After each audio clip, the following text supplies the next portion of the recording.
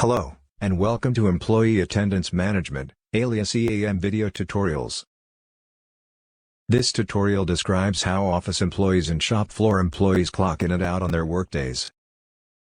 When an employee with a company email address, such as an office employee, logs into the EAM web app service, they must select the Clock In and Out menu option on the left menu bar when clocking in or out.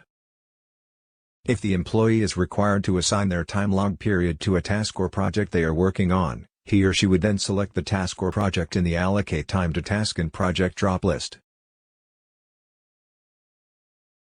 The employee would then click either the Clock In or Clock Out button, which automatically will be enabled depending on if they were already clocked in or clocked out.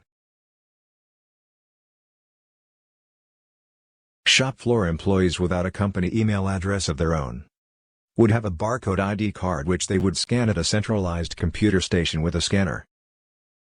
Your barcode scanner would need to be set to code 39 for the employee's barcode to register.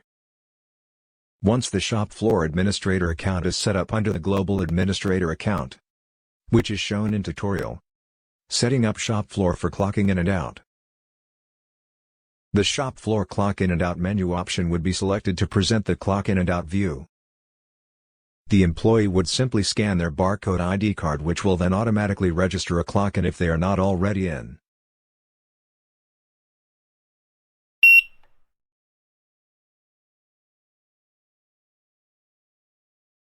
and automatically register a clock out if they were already in.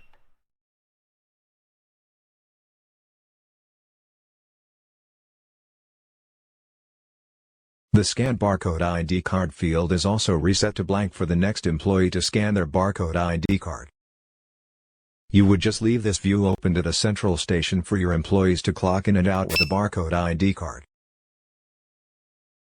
And that's it for this tutorial. Goodbye for now.